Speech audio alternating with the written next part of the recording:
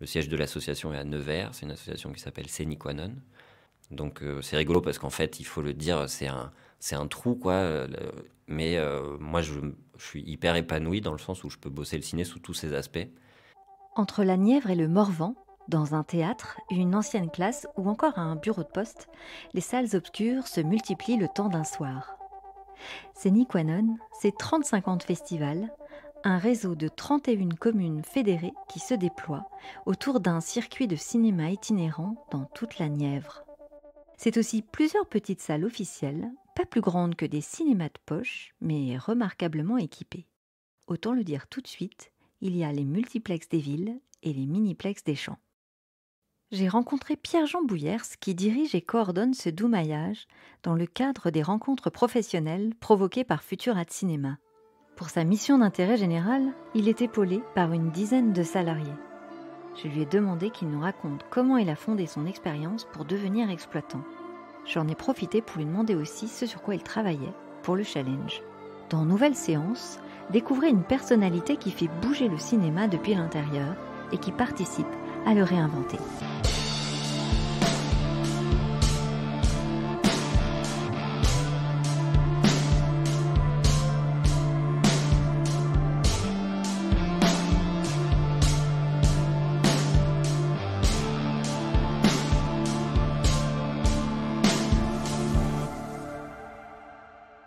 Eh ben, je m'appelle Pierre-Jean Bouillers.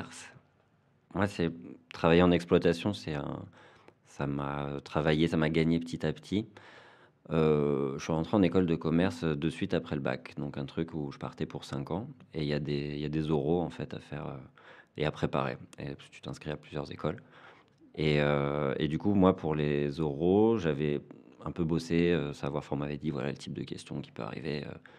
Et en gros, ma conclusion, c'était que je voulais parler d'un truc où j'étais un peu à l'aise et peut-être qu'aussi par esprit de je me disais: «C'est plus marrant de parler de divertissement, de machin» et c'est comme ça que je voulais parler de cinéma. J'avais, on va dire, une conso ou une habitude, d'ado normal. On avait un ciné là où j'allais au lycée.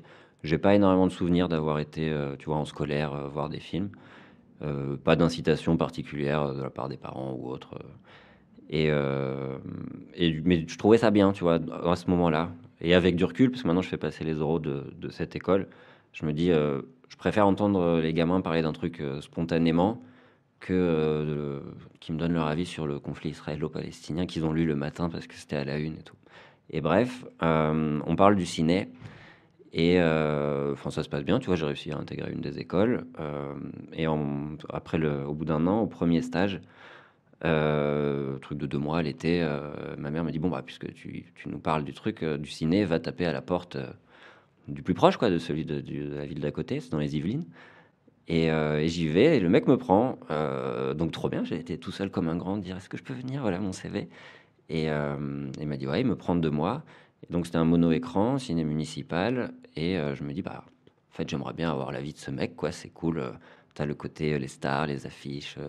les goodies, des gens que tu connais un peu, que tu recroises. Tu es derrière une caisse, donc tu fais le métier de quand même, je sais pas, être derrière une caisse, il y a peut-être un cinquième du pays qui fait ça quoi, qui a vraiment ce métier.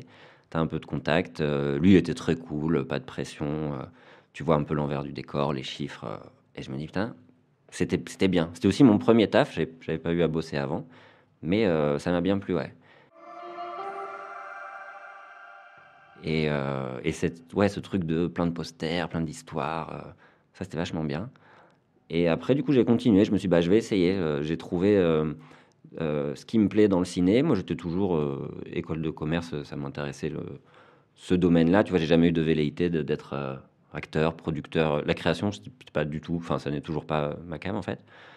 Et voilà, petit à petit, des stages, j'ai bossé chez un autre, chez d'autres exploitants, en distribution, chez Universal aussi, j'avais fait un tour et donc j'ai précisé, c'était assez cool. Je pense encore qu'il y avait cette histoire de jeu de contradiction, d'être dans une formation où peut-être, je sais pas, les 2 tiers partent en, audit, banque, finance, tout ça.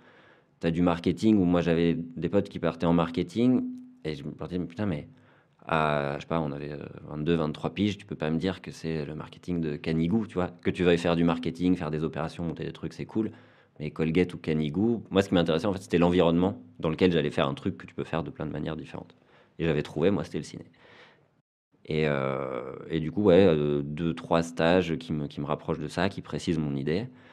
Et ensuite, enfin, j'ai fini ma formation. J'avais un truc aussi sur l'étranger, parce qu'on avait vécu à l'étranger quand j'étais petit. Et du coup, j'avais bossé à l'Institut français et à l'Alliance française. Donc j'avais un peu ce mix. Peut-être que je pourrais mêler les deux, faire un peu de culture, enfin de ciné surtout à l'international. Et après la FEMI, j'ai trouvé un premier CDD chez des gens qui programment des salles. Après, j'ai bossé chez Gaumont pendant 1 an et demi, responsable d'exploitation, on appelle en gros numéro 2 d'un ciné dans le 15e. Et après, je suis parti ouvrir des salles de ciné au Maroc pendant 1 an, pardon, mettre en chantier des salles. C'était un Français qui était parti s'installer là-bas, donc là, je te parle, c'est il y a 2-3 ans maintenant.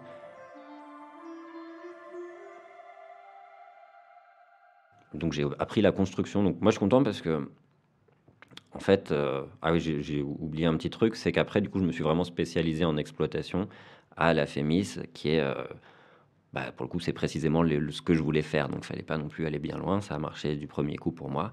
Et c'est une formation qui est top, je veux dire, en termes d'apprentissage, parce que à l'époque, on doit avoir 25 ans, tu poses ton cul, matin et soir, tu as des gens qui viennent pendant 3 heures. Et c'est ça, ils viennent pour toi, pour un petit groupe restreint, donc 8 personnes en l'occurrence, 5 en exploit et 3 en distri, et ils te racontent leur vie, leur quotidien, les enjeux, et c'est fabuleux parce que tu as accès à des gens qui pèsent en fait, et tu peux leur parler, tu peux comprendre, et tu captes en fait le truc en accéléré. Et voilà, donc après ce parcours, du coup des études assez longues, mais il y avait une cohérence.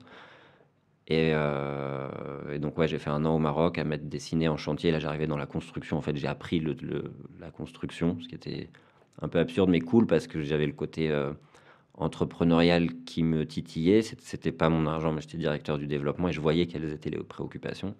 Et je m'étais dit à terme, je vais essayer moi de faire un business plan. Bah, quand tu as fait une école de commerce, tu es censé être pas trop déconnecté de tout ça. Et finalement, en rentrant du Maroc, au bout d'1 an où j'avais l'impression d'avoir fait le tour, parce que la construction c'est long et j'avais pas prévu d'attendre 3-4 ans que les cinés ouvrent. Je suis maintenant à Nevers, je suis arrivé en postulant sans connaître la région. Le siège de l'association est à Nevers, c'est une association qui s'appelle Séniquanon. Et il y a du cinéma un peu sous toutes ses formes, en festival de court-métrage, en cinéma itinérant, en milieu rural d'ailleurs, et en cinéma fixe. Il y a 5 salles, une DSP et 4 ciné qui tournent à un rythme un peu moindre. Et après la coordination des dispositifs scolaires, d'éducation à l'image, des ateliers dans les quartiers difficiles. Donc c'est rigolo parce qu'en fait, il faut le dire, c'est un trou quoi. Mais moi, je suis hyper épanoui dans le sens où je peux bosser le ciné sous tous ses aspects. Et je te disais que la FEMI, c'était une belle formation dans son approche pédagogique parce que, en fait, j'ai gardé cette espèce de stimulation de rencontrer les gens, comprendre leur métier, comment ça marche, et tu sais, d'avoir un peu de hauteur sur ce pourquoi tu travailles, le milieu dans lequel tu bosses. Le ciné, c'est assez cool parce que tu as pas mal d'occasions de rencontres. Le congrès, c'est bien structuré. On est au courant des débats pour lesquels on se fout sur la gueule. Ils reviennent chaque année. Et c'est là où c'est appréciable, en fait. Et tu as l'impression aussi que ou moi j'ai l'impression avec le temps que c'est facilement accessible. En fait, il y a quasiment autant de syndicats que je sais pas quoi, que tu peux monter au créneau. Et voilà. Donc je me dis, j'ai l'impression, si tu veux, que il y a des choses à faire. Que je vais pas faire la même chose pendant 40 piges. Et si jamais j'ai envie de me lancer, peut-être que je ferai de l'entrepreneuriat sur ça, mais je trouve ça cool, ouais.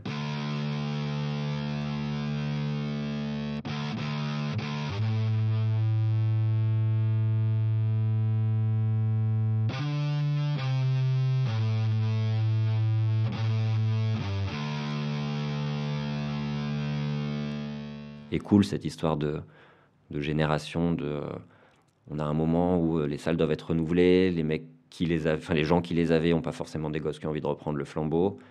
Bah, la FEMI, ça forme aussi pas mal de gens, quoi, entre formation initiale et continue. Donc, tu as plein de gens jeunes qui arrivent sur le marché et qui vont bien finir par mettre une patte qui aujourd'hui est pas forcément identifiable, même s'il y a des gars, ça fait des gars qui sont sortis il y a 10 ou 15 ans, qui ont repris des cinémas, donc qui gèrent des cinés en ayant, je sais pas, 40-45 ans. on sent quand même une nouveauté, mais je pense qu'on peut arriver, nous, encore plus vite à des responsabilités assez hautes et qui peuvent dire: «Ah bah, voilà ce que c'est l'exploitation de, je sais pas, la génération 85-90», tu vois? On se voit, bah, au congrès des exploitants, à ces rendez-vous-là. Il y avait un truc de la fédé qui était un bon exemple d'ailleurs de, comment ça s'appelle? La commission des jeunes exploitants, que moi je trouvais trop bien puisque, c'était, calibré pour, les jeunes aux dents longues, comme nous qui étions prêts et bouillonnants et plein d'idées et plein d'envie. Et bon, il y a eu le covid et tout, donc le truc a été mis en stand-by. Mais ça, c'est cool. Et aujourd'hui, tu vois, aux rencontres, au challenge, tu as pas mal de gens qui sont passés par là. Et ouais, moi, l'équipe, je la vois, puisqu'on était 5 en exploitation, 3 en distribution. Donc tu passes 2 ans avec 8 personnes. Donc tu deviens assez proche. Et ouais, on se suit, on s'envoie parfois des CV, parfois des films, on se file des contacts. Non, non, moi, il y en a qui sont restés des amis proches, ouais.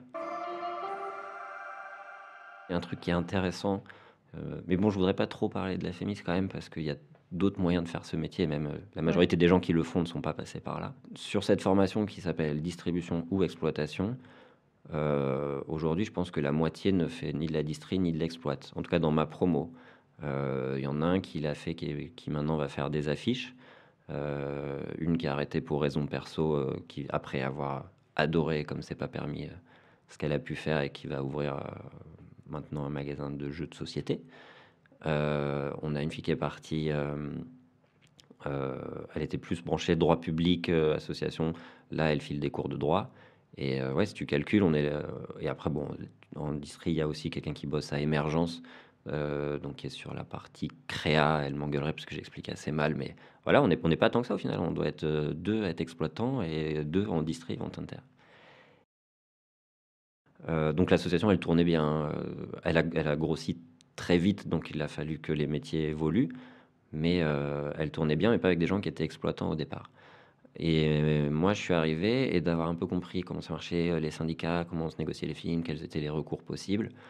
Ce que j'ai voulu, c'est qu'on prenne de la hauteur et qu'on comprenne qu'on était des exploitants. Parce que nous, on était dans une logique associative, on l'est toujours. Mais quand tu gères 2 cinémas avec des bénévoles, mais que tu te retrouves à 5 avec un festival qui grandit, le truc de l'associatif, il faut aussi se professionnaliser, il faut aussi prendre ce qu'il y a à prendre dans le privé, savoir rationaliser des trucs, faire des choix, trancher. Et tu peux pas être. Moi, ce que je voulais, c'était qu'on ait un syndicat, tu vois, pas dans le sens défense, enfin dans le sens défense de nos intérêts, mais surtout, moi, en tant que jeune exploitant, j'ai aussi plein de questions. Donc, je voulais savoir à qui poser des questions. Donc il y avait cette logique qui était pour moi intéressante. Tu as des syndicats historiquement qui sont plus ou moins qui sont plutôt idéologiques, d'autres qui sont hyper pratiques. Tu demandes pas aux mêmes comment tu vas faire pour aller en médiation parce que tu as un problème avec un distributeur et comment tu vas faire, enfin où tu peux acheter ton popcorn, tu vois, ce qui sont des questions extrêmement pratiques. Euh, donc moi je voulais qu'on prenne de la hauteur, qu'on aille. Ils allaient déjà en festival, mais nous qu'on aille au congrès, qu'on reçoive la presse pro et que en gros les infos que j'avais pu recevoir pendant plusieurs années, elles puissent être partagées, et qu'on se dise on se situe là, qu'on prenne de la hauteur en fait. On se situe là, on peut faire ça. Eux sont dans le même cas que nous, on peut les appeler et que juste ouais, on sorte la tête du guidon. Moi je travaille sur un projet, enfin je collabore à un projet de bateau cinéma pour la faire courte et donc c'est la même démarche, tu vois, de continuer à se stimuler intellectuellement, à voir ce qu'on peut faire en ciné. Mais tu vois, il se trouve qu'on est jeune, mais un projet de bateau cinéma, des mecs de 60 piges, j'aurais très bien pu le faire. Pour le coup, c'est pas le fait de faire un bateau cinéma qui représente la jeunesse, tu vois, ou un nouveau souffle. Mais je vois les idées. En fait, je vois surtout des questionnements qui, euh, qui ont toujours existé. Alors, est-ce que ça veut dire que les jeunes s'en emparent plus? Ou est-ce que ça veut dire que on a décidé de les mettre sur la table avec ce challenge et qu'on y a répondu? Mais tu vois, l'accessibilité, bah, donc pour répondre à toutes sortes de difficultés pour recevoir le film, est-ce que c'est vraiment porté par les jeunes, ce désir d'arriver à concrétiser des idées qui vont dans ce sens, concrétiser des projets, avoir des outils? Ou est-ce que c'est l'orga du challenge qui se dit putain, ce serait bien que le ciné soit au niveau d'autres trucs ou que notre métier applique ce qui se fait ailleurs. Quand je vois les podcasts, ouais, là je me dis, tu vois, Moi, je suis pas un consommateur de podcasts, mais je vois que c'est une tranche d'âge, qui est plutôt, enfin qui est plus jeune ou qui a moins de 50 piges, tu vois? Et donc je me dis: «Oui, ça, c'est le reflet, c'est des projets qui reflètent, qui vont dans le sens de nouveaux usages, de nouvelles consommations, de nouveaux croisements des médias, de nouveaux outils de promotion, de nouvel emballement du produit film, emballage, je veux dire, pardon, de nouveaux contenus éditorial et c'est cool. Et après je vois, pareil le projet de bande annonce, de capture de bande annonce. Bah, l'avant-séance, on le sait que c'est un truc qui doit être dynamisé. Après eux, ils apportent une solution. Est-ce que c'est la bonne? En tout cas, c'est une pierre pour la réflexion. Donc ouais, je trouve ça cool. Je sais pas trop te dire si c'est, la jeunesse de demain aura concrétisé ses 10 projets parce que c'est à son image ou si c'est juste, bon, il faut se réveiller, sur ces thèmes-là. Mais il y a une partie technologique, je pense notamment à l'accessibilité, heu, où il se trouve que c'est des jeunes, qui gèrent les boîtes et qui sont sur des outils techno, où je pense à la 25e heure, pouvoir contribuer à un projet. Bah, ouais, effectivement, c'est des gars qui sont plutôt jeunes. Enfin, c'est une équipe qui est plutôt jeune. Vous venez d'écouter une nouvelle séance, le podcast qui vous donne à entendre celles et ceux qui font bouger le cinéma depuis l'intérieur. Si cette série vous inspire et que vous avez des idées pour créer des séances spéciales ou tout autre projet, n'hésitez pas à m'en parler.